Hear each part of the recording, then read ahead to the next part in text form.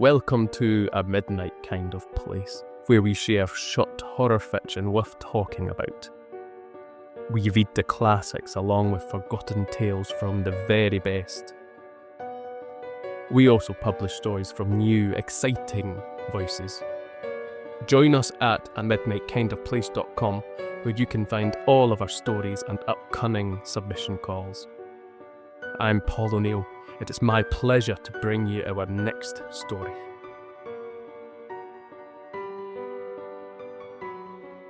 Chalk Marks by Kurt Phillips.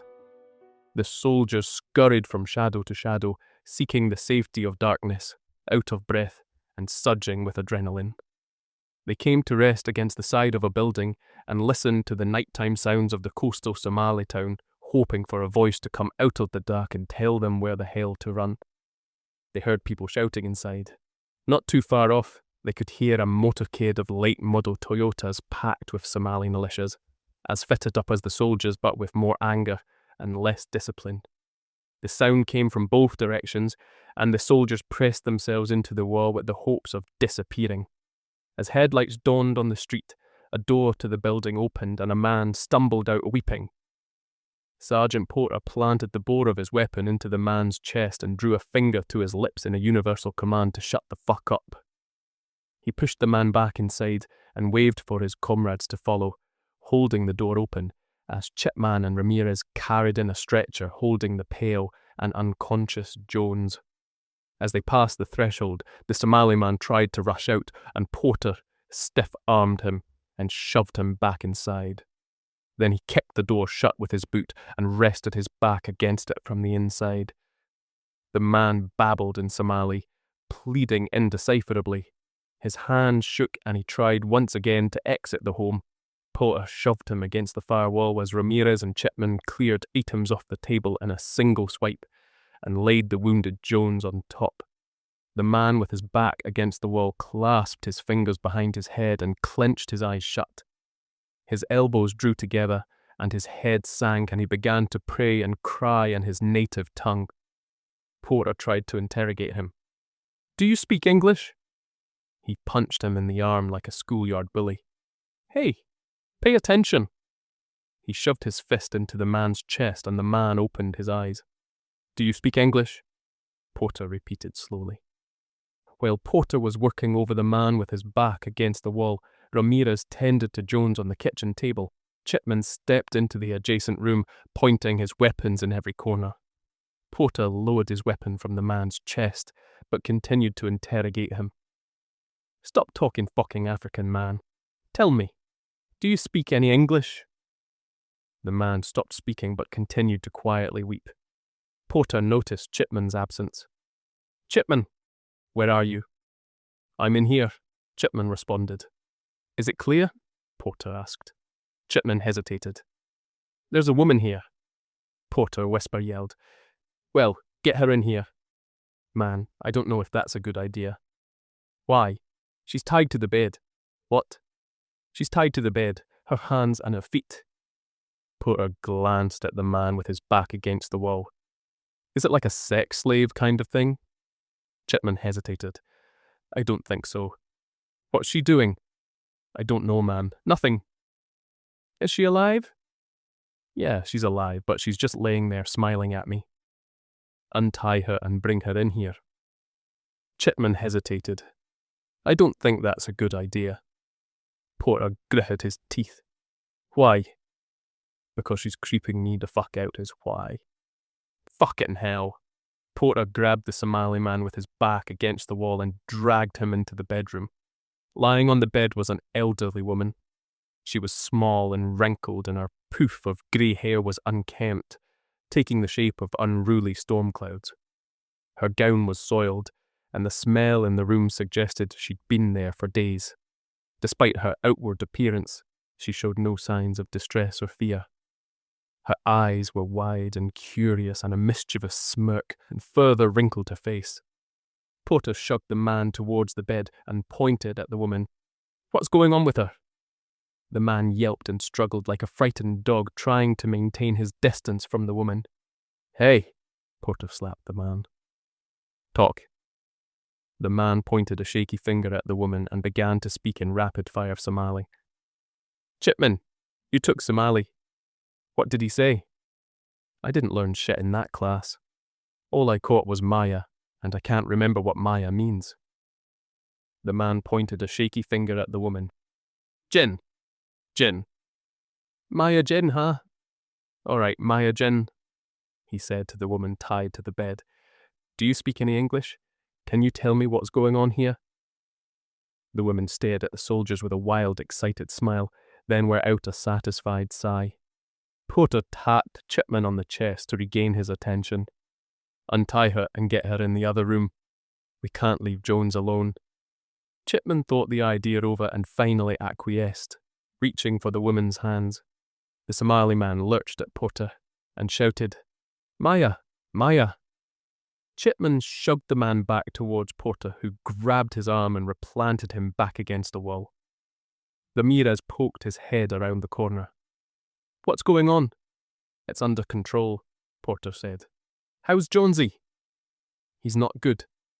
I've got him tied off as best I can, but he lost a lot of blood. We need to get him back to base now. We're paper targets out there, Chipman said. The cavalry's coming. We'll load Jonesy into the first AV and book it out of this shithole. Find me something to elevate his legs, Ramirez said. And get a blanket or something. Chipman found a wadded blanket next to the bed, holding the woman, and shook it out as he carried it into the other room. Porter followed, pulling the man with him back to the other room and shoving him against the wall near the table. The dwelling looked less like a home and more like a county holding tank, concrete walls and sparse furniture. Porter took a cushion from the dirty couch and gently lifted Jones's legs on top as Chipman placed the blanket over him. Hang in there, Jonesy, Ramirez said. You're gonna be all right. We just gotta sit tight and wait for a ride. Before you know it, you're gonna be back at base, playing Sega and eating shitty burgers. All right? You just got to hold on, brother. A voice called from the bedroom. You let him blame it all on me, Eze. The three soldiers looked at each other to confirm what they thought they'd heard. Then they burst into the bedroom with the man in tow. The woman still lay bound to the bed in a room that was otherwise empty. There were no closets to hide him, and no furniture to couch behind. Ramirez dropped to look beneath the bed when the voice came again from above him. You fucking shot me. Ramirez jerked his head at level with the bed, and the old woman looked into his eyes. You shot me and then made it look like I did it. That's fucked up, hermano. You do speak English? Chipman said. He stepped toward the bed. Ma'am, can you tell me what's going on here? Why does he have you tied up? The old woman didn't take her eyes off of Ramirez. He was playing quick draw with Pappy's gun, and you shot me in the fucking face. You pulled the trigger, motherfucker. Not me, she whispered. You. Ma'am, what the fuck is going on? Who are you? Chipman turned to Ramirez. What's she saying? Ramirez stared at the woman, his jaw slacked and his eyes the size of howitzer bores. He said nothing but stood up, shaking his head. Reuben, the woman said, louder this time, her accent that of a youthful Southern California cholo. You put the gun in my hand to make it look like I did it, and everybody thought I was some stupid fucking kiddie playing with his Pappy's gun, but that ain't how it happened. Chipman stood, mouth agape, trying to make sense of what was happening. Ramirez, what's she talking about? Ramirez took a step away from the woman as his face turned pale beneath the camel paint. I don't know, he answered, his lips barely moving. We were gonna be so fucking gangster, bro, me and you. We were gonna play for the Padres and sleep on stacks of cash and drive whatever the fuck cars we wanted. The woman shook her head at Ramirez. But now I'm dead, and you're running around dressed like the fucking Ghostbusters, hiding from tower heads and shit. The fuck is she saying? Chipman asked. Do you have a brother? He died when we were kids. How? It was an accident. Liar. The old woman jerked her arms against the ropes that bound her. Ramirez stared at the spindly Somali woman tied to the bed as she continued to beckon a response from him. Mama don't know. Pappy had his doubts, but he don't really know. But I know. I know what really happened, hermano. And Jesus knows. You shot me. Shot me dead in the head and then put the gun in my dead hand so your dead baby brother would take his own blame. The woman had to pause and draw a huge breath to continue. You killed me, just like you want to kill all these fucking skinnies. Ramirez turned his head and tried to regain his composure. Jesus fucking Christ. Jesus ain't gonna help you, cabron. He knows what you did. Ramirez turned his back to the woman berating him and raised his hand to wipe the disbelief from his face. Look at me. The old woman roared. As Ramirez turned to face her again, she sighed and melted back into the bed. Jesus didn't die for Europe's sins. I did. I'm the one died for your sins. The woman smirked. I guess that makes me your savior now. Fuck this. Ramirez backed away with his hands up in surrender. I'm going to check on Jonesy, he said as he stepped out of the room. Porter, Chipman called. Bring that guy back in here. Something fucked up is going on. The Somali man lurched into the room, having been shoved by Porter. He shook like a white flag and held his arms close to his chest like he was protecting himself, not from the soldiers, but from the woman on the bed. He backed himself into the corner as the woman grinned and began whispering to him in Somali. Jonesy's not doing good, Porter said. If we don't get him to a proper medic like right fucking now, he's not going to make it. He looked at Chipman, who was circling the bed, sizing up the woman. What's going on? She speaks English. What? She fucking speaks English. She was talking just now. What did she say? She was going on about Ramirez. Porter turned to the woman.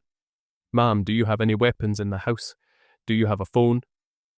The woman averted her gaze from the kind Somali man with his back against the wall, and her eyes rolled back into her head, as if she was in great pain or total ecstasy. She convulsed on the bed, arching her bony back off the mattress before coming to rest once again. Porter went to the woman and touched her forehead. Jesus Christ, she's burning up. And not like fever hot, she's like fire pit hot. He reached for her wrist to check her pulse, and she grabbed him by the hand. Her eyes opened. Oh yeah, she said as an unholy grin metastasized across her face. Porter tried to pull his hand away, but the woman held fast. put it. Her accent had shifted from Southern California to pure West Virginia. Come here and sit on Popo's lap.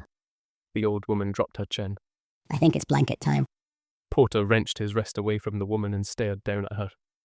Who the fuck are you? Don't you want to play with Popo's, puppy? She laughed and gyrated in her dirty gown. Come on now, puppy wants to play. You were so good at it. The woman's smile gave way and her gaze hardened. Get over here, boy.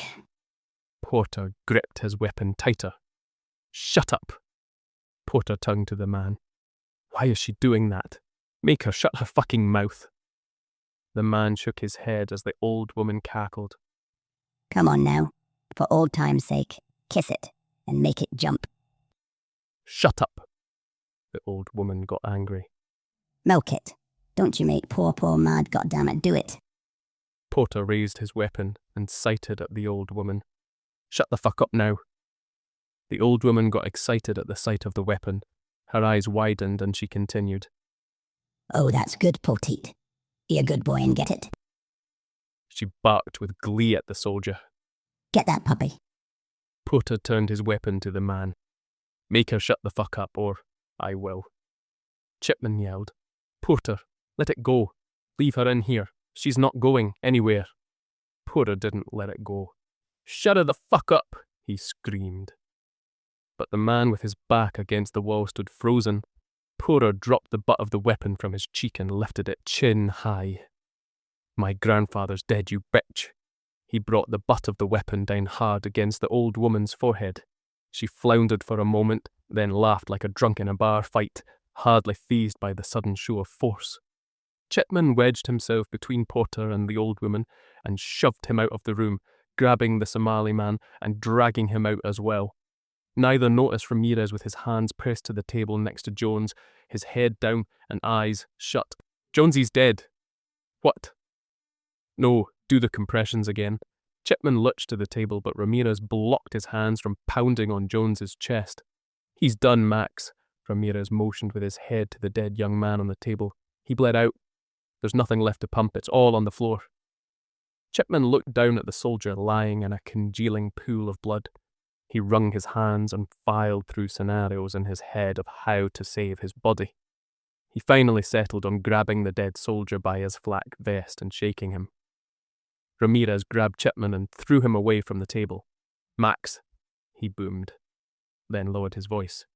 Jonesy's gone, but we need to focus on getting the fuck out of here, all of us. No one left behind. Hoo-ha? Chipman nodded and quietly responded. Hoo-ha. So, I want you both to focus on the objective and not the skinny bitch on the bed. He pulled Chipman to the doorway and pointed to the woman. Skinny bitch? Chipman followed Ramirez's fingers and motioned toward the door, the portal that represented escape. Objective. Hoo-ha? Chipman nodded. Yeah, hoo-ha. Maxie. God damn it, what's she saying now? Chipman said, exasperated. He looked into the room, and the old woman's eyes lit up at the sight of him. Maxie. Baby love. She smiled. Please come in here, baby. Chipman's spine went stiff as a gun bow. Maxie. The old woman cooed. I need you, baby. Max, don't go back in there, said Ramirez. Son of a bitch. Her legs jumped with excitement as he stepped into the room. He stood over her, and the old woman's smile faded. Oh, Maxie. She whimpered. I'm sorry. Chipman cocked his head like a German shepherd as his shoulders went limp. Maxie. The woman's face puckered and she squeezed a tear from her eye as she suppressed a sob. Baby, I couldn't take it anymore. Chipman stared as the other two soldiers appeared in the doorway. I did it. She continued. I finally did it. You can stop now. Chipman smiled. You're fucking with us. He turned to Ramirez and Porter. You know how I know? He turned back to the woman. Because Lexi's not dead. The old woman pleaded. Baby. I don't know what fucking counterintelligence you're working on us, but you just fucked up, 'cause my wife's not dead. He looked to the two soldiers standing in the doorway. This skinny cunt is lying. No, baby, it's true. You gotta believe me. Just stop, Chipman said. He stepped to the bedside. I just spoke with my wife yesterday, so your intel is fucked, and now I don't have any issue waterboarding the fucking both of you. Maxie, I'm sorry. I couldn't take it anymore. The old woman said with an East Texas drawl before turning her head to the wall and weeping. Chipman stepped to the Somali man and grabbed his shirt, twisting it and pulling before shoving him back against the wall. I'm not going to lie, I'm a little impressed, Chipman said to the man. But you fucked up, and now we're on to your bullshit, so start talking. Maxie, it's true. The woman whimpered. I'm so sorry. Chipman turned to the bed. You keep this up, and I'm gonna end you. It was so hard and you were gone and Mama was in Greenville and I didn't have anyone. Quit it, Chapman yelled. I didn't have anyone to talk to, Maxie. It was just me and the baby and... Oh, God, I hate myself for saying it, but she scared me. I was so scared and... The old woman blurted out. I did it last night. Everything went silent. It was as if the dwelling itself had fallen on its back and knocked the air from it. No one yelled. Gunfire paused. Explosions in the distant village square ceased. Chipman waited. The old woman caught her breath and sobbed. I did it last night. I took the box cutter in the junk drawer and I did it. I did it right this time. I did both wrists long ways like you're supposed to. Stop it, Chipman said quietly, barely forming the words. It didn't even hurt this time. It just felt like the old woman stuttered in a soft Gulf Coast tone. Like release. Ramirez grabbed his friend's arm. Chipman, don't listen to her, Maxie, the woman said, her eyes locked on Chipman. I'm sorry, but I did it, and I feel ashamed. I feel bad because I ruined the bathroom floor. All the little tiles you installed that you thought looked like daisies, but I told you looked like lions. Tears poured from the old woman's black eyes. It's all red now. The whole bathroom floor is red. Ramirez stepped between Chipman and the bed. Don't listen to her. She's making him shut up. Porter stood and seethed in the doorway. I say we smoke 'em both and get out of here. Ramirez raised his hands in peace and placed them on Chipman's chest, easing him away from the crying woman. She's lying. She doesn't know a goddamn thing, No one knows yet, the woman said. and no one cares. No one's even found us yet.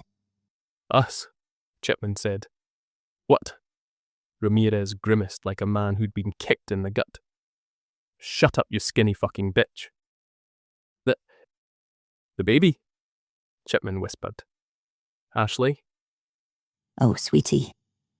The woman suddenly seemed terrified, like she just remembered a long-forgotten horror. Oh, God. I'm so sorry. It was an accident.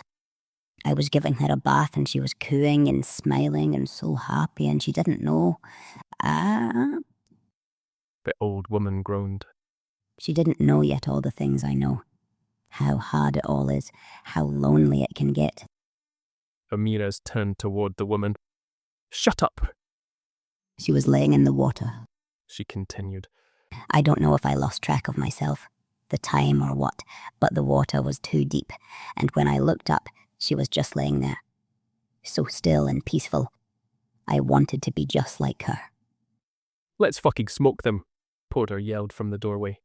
Shut up, Porter, Ramirez growled. Don't listen to her, he said to Chipman. This bitch has some fucked up intel, but right now she's just making shit up. As Ramirez pleaded with Chipman to ignore the sweet young voice coming from the woman on the bed, something stirred in the other room. The legs of the blood-soaked kitchen table creaked. The dead soldier lying on top began to whimper, then wail. Jones let out a cry, high and nasally like an angry newborn. Porter ran to the table. Jonesy, we thought you were dead. He threw off the blanket and put 2 fingers on the soldier's neck. Ramirez followed behind him. The body on the table was no longer dripping blood, and his face, when not smudged with camel paint or dried blood, was pale as the moon. His skin had taken on the pallor of white candle wax.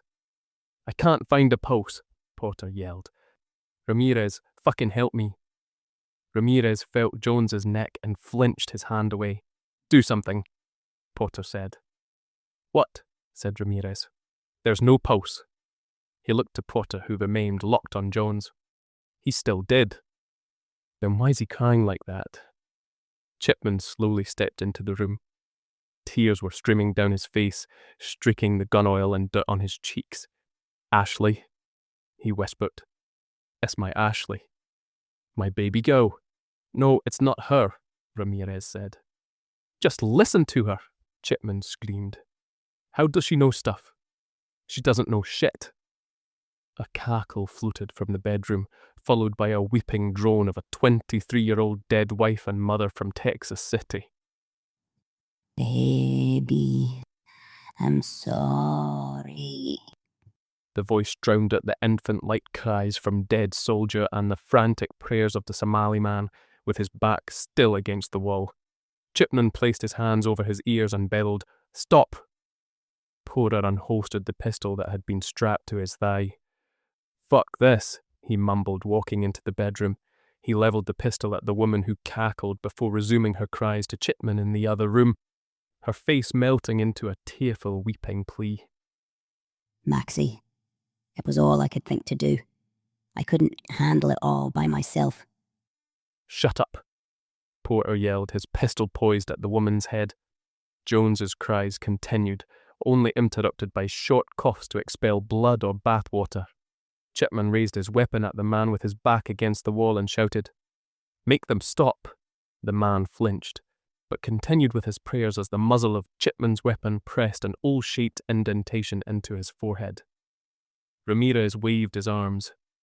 "Lower your weapons!" The first shot came from the bedroom. It was chased in quick succession by a short burst from Chipman's weapon into the head of the man with his back against the wall. Before the echo had worn out, Porter stepped back into the room and shot the dead soldier crying on the table, producing a bloodless void on the side of his face. And all was quiet. The Somali man lay on the floor.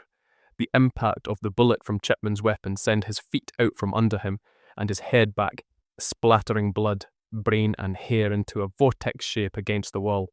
The three soldiers held their positions in silence, waiting to see who would move first.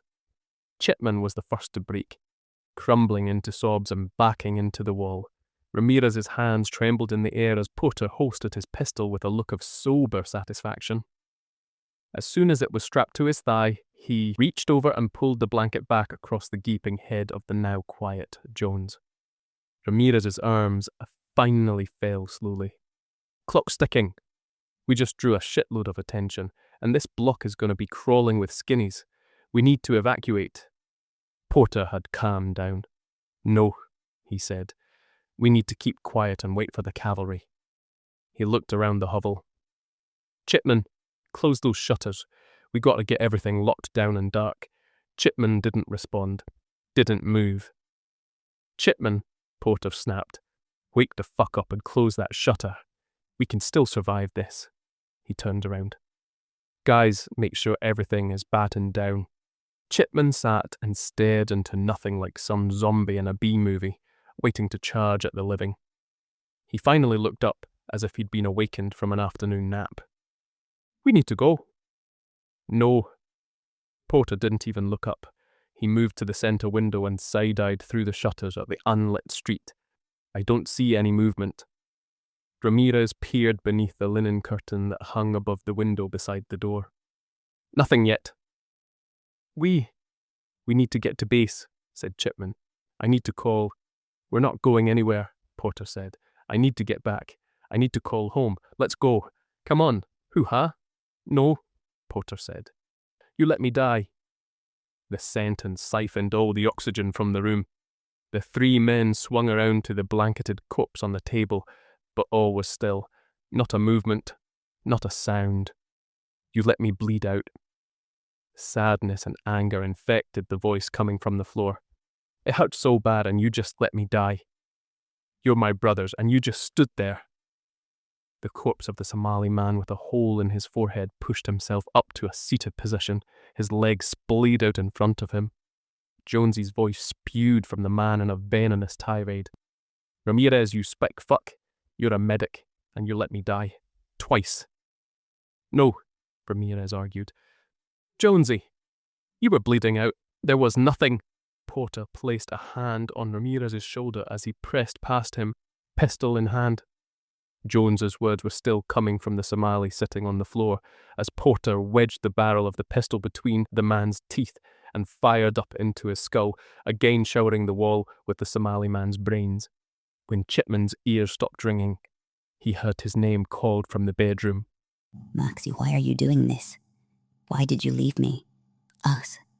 Your baby."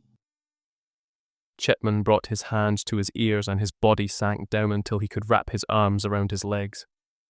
The sad East Texas drawl coming from the bedroom was interspersed with the cackle of the elderly Somali woman, as if the two voices were sharing a microphone, battling for attention.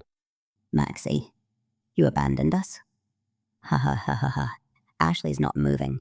She's just laying there in the tub, and now there's so much blood on the floor." The woman's voice was cut off by a cackle, spewing bile and mockery. Just then, Jones's corpse jerked and bellowed like an infant. The blanket fluttered as the corpse's lips and chin quivered. The Somali man restarted, shouting invectives in the clipped, quick Chicago cadence of Sergeant Jones. It was difficult to discern through broken teeth and a massive hole in the back of the man's throat. Everything came out garbled. "First you let me die, and then you killed me. Fuck you," he screamed. You all deserve to fucking die. Chipman pushed himself off the floor and bolted toward the door. No! Ramirez jumped to block his exit. Chipman shoved him aside and flung open the door, charging into the narrow street as the din of voices chased him into the darkness. Sergeant Ramirez followed, reaching out to him in an attempt to drag him back inside, but as soon as they cleared the doorway, a light flashed and gunfire rang. Sergeant Chipman took the round squarely to the Kevlar plate on his chest, knocking him to the ground, and as Sergeant Ramirez reached for him, a blaze of enemy fire appeared like a river of neon, lighting up the street. Copper jackets spilled to the ground meters away as a flurry of lead slugs planted themselves into Sergeant Chipman's face, while Sergeant Ramirez took one to the knee, bringing him down and drawing fire to his neck and head. The tide of enemy fire ebbed, and from that pause, Sergeant Porter exploded from the doorway, weapon first, spraying the street and littering the ground with hot spent shells. Enemy fire resumed and riddled his body as he continued to unload on the unseeable militias hiding in the darkness. A bullet caught the brim of his helmet and it flew forward. As soon as it cleared the bridge of his nose, a spray of tracers like sparks from an angle grinder found his head, erasing it in a pall of red and dropping into the street like a discarded doll. The bullet-pot door trembled like a bell above a small-town church. It swung open as a voice from high above began to chant and call the faithful to morning prayers. The door bounced off the concrete wall and shook as it closed, finally reaching the door jamb as the latch fell into place with a click.